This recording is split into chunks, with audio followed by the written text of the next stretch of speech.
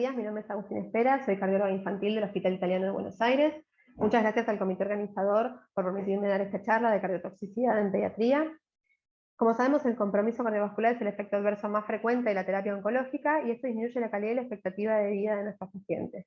Definimos cardiotoxicidad como la caída de la fracción de eyección en 10 puntos absolutos porcentuales por debajo del valor basal, o una fracción de eyección por debajo del valor normal. La incidencia de cardiotoxicidad sintomática es entre un 7 y un 10%, pero este porcentaje se incrementaría hasta un 45% si incluimos a los pacientes asintomáticos.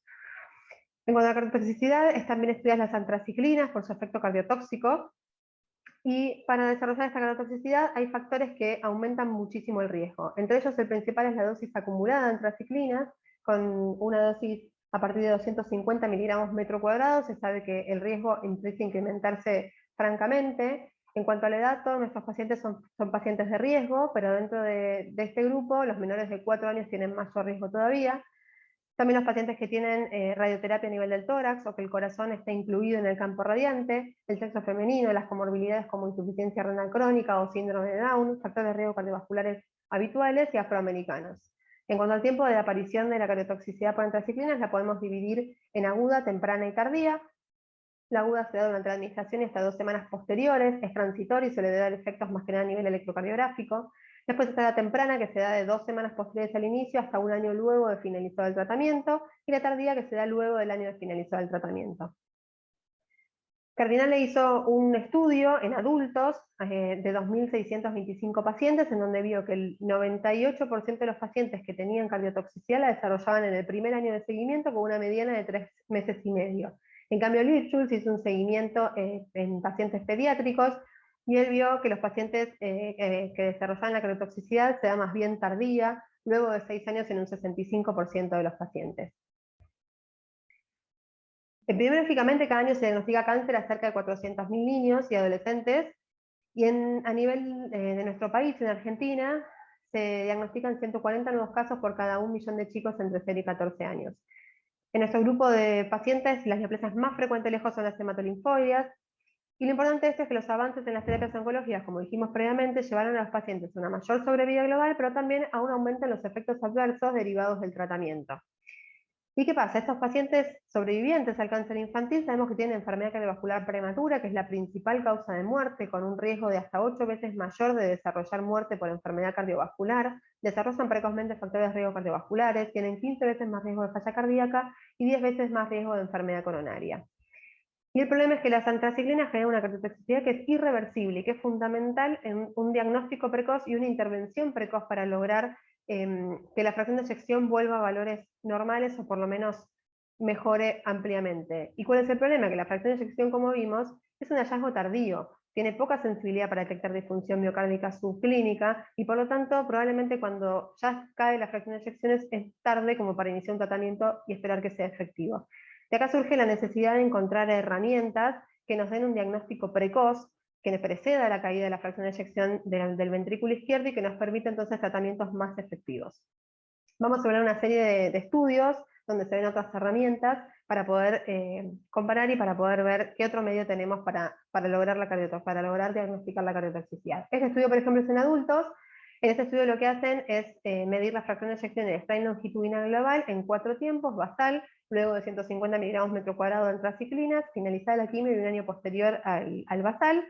Ellos tuvieron un 7% de cardiotoxicidad a los 12 meses, y ellos lo que vieron es que el strain longitudinal global fue el predictor más robusto de caída de la fracción de eyección al año de seguimiento, con una sensibilidad del 67% y una especificidad del 97%. Fíjense en estos gráficos cómo se grafica los cambios en el strain longitudinal y en la fracción de eyección, tanto en pacientes sin cardiotoxicidad y con cardiotoxicidad. Fíjense como en la segunda visita, que dijimos que era con una dosis acumulada de 150 miligramos metro cuadrado, se empieza a notar una caída en la fracción en el strain longitudinal global, sin condecirse con la caída en la fracción de eyección, pero sí a la siguiente evaluación, ya estos pacientes que presentaron la caída en el strain manifestaron caída en la fracción de eyección.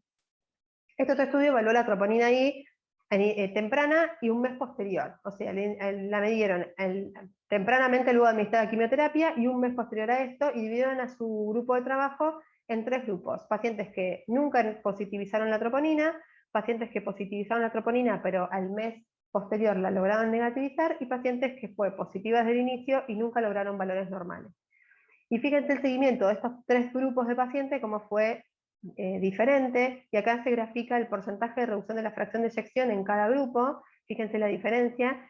En los pacientes que nunca positivizaron la troponina prácticamente no hubo cambios, mientras en los pacientes que tuvieron troponina aumentada, el cambio en la fracción de eyección fue muy importante, y también en los eventos, el tiempo libre de eventos cardiovasculares en los tres grupos, como está graficado en este momento. En este otro estudio, es un estudio ya pediátrico, randomizado, aleatorizado, en menores de 18 años, y en este grupo lo que se hizo fue, a 75 pacientes se les administró solo doxorubicina, y 81 pacientes doxorubicina con desraxosano, que como sabemos es un cardioprotector, que por hoy no está estandarizado para todos los pacientes, sino para un grupo en particular de cáncer de mama. Y en estos pacientes entonces midieron biomarcadores, TropoT y ProBNP y ecocardiograma. Fíjense en estos gráficos, está graficado con amarillo los pacientes que recibieron solo doxorubicina y en azul los que recibieron también desraxosano. Esta es la curva de la troponina. Fíjense que durante todo el estudio fue incrementándose paulatinamente y este ascenso fue mucho más marcado en los pacientes que recibieron solo doxorubicina sin cardioprotector. Y lo mismo el ProBNP, se mantuvo en dosis en valores altos en todo el seguimiento, pero también con una diferencia entre los pacientes que recibieron solo doxorubicina o doxo con desraxosano. Y entonces ellos lo que evaluaban es que el aumento de la tropo en los primeros 90 días de tratamiento se condijo después con una disminución de la masa del VI y del espesor de la pared posterior 4 años después, y el aumento del ProBNP con cambios de la relación del espesor y diámetro 4 años después, que hablaría de una remodelación del ventrículo izquierdo. El tratamiento, como ya dijimos, se mantuvieron altos ambos, pero con mucha más diferencia entre ambos grupos, y en los últimos 90 días los niveles de biomarcadores no se relacionaron significativamente con ningún resultado posterior en el ecocardio. En estos estudios dividieron a la población, también pediátrica, en cuanto a la dosis acumulada de antraciclinas, y midieron troponina, ProBNP, CPK, función sistólica con fracción de eyección y fracción de acortamiento, y el QTC. Y entonces relacionaron estos valores en los tres grupos de pacientes y vieron una relación significativa en el ProBNP, la fracción de eyección y la fracción de acortamiento en los tres grupos. En realidad la diferencia la tenían entre el grupo 1 y 2 con el grupo 3, que era el que mayor dosis acumulada de antraciclinas tenía. Y ellos entonces lo que concluyen es que la dosis acumulada de antraciclina se correlacionó positivamente con el dosaje de ProBNP, y esta a su vez se correlacionó negativamente con la fracción de eyección.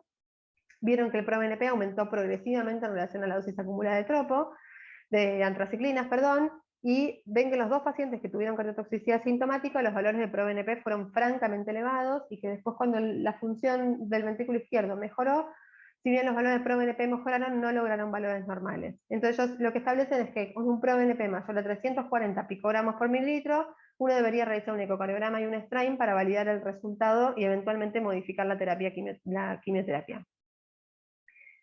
Y otro estudio es un estudio retrospectivo de 50 sobrevivientes al cáncer infantil, con una edad media al diagnóstico de 8 años y medio y una edad media al momento de esta evaluación de 11 años y medio.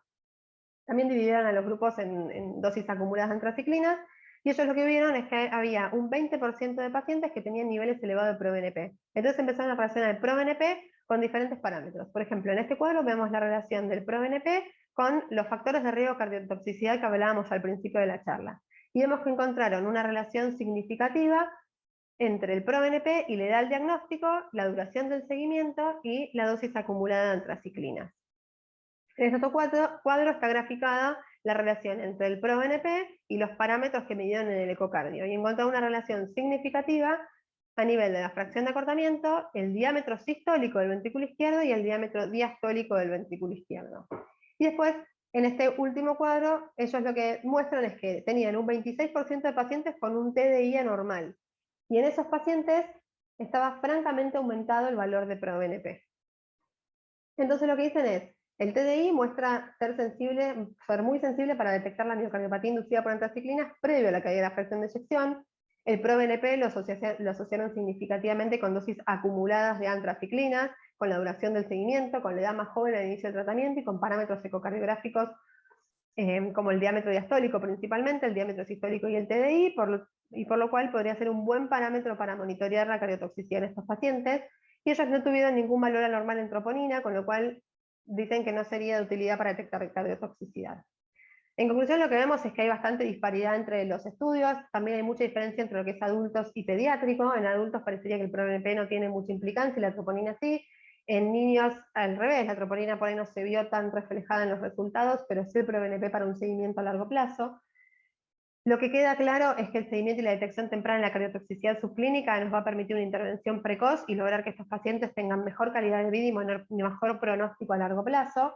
Queda claro que sí, el strain longitudinal global es una herramienta eficaz para detectar precozmente los signos de cardiotoxicidad subclínica. El problema es que no está disponible en todos los centros, es que es operador dependiente y que los valores dependen mucho del software de cada marca de equipos, con lo cual hace que no se pueda utilizar de rutina de manera universal. En cuanto a los biomarcadores, bueno, como dijimos, hay mucha disparidad en resultados. Parecería que la troponina podría utilizarse de manera pronóstica para detectar a los pacientes que están en mayor riesgo de tener cardiotoxicidad, y el ProBNP podría ser para un seguimiento y para una detección precoz de cuando desarrollan esta cardiotoxicidad. Pero bueno, a pesar de la promesa de los biomarcadores, la realidad es que todavía no hay estudios clínicos diseñados específicamente para probar si estos biomarcadores pueden indicar con precisión cambios a corto plazo, sobre todo en pediatría, y predecir el desarrollo de la cardiotoxicidad. Acá queda nuestro mayor trabajo por hacer, así que bueno, muchas gracias a todos y hasta la próxima.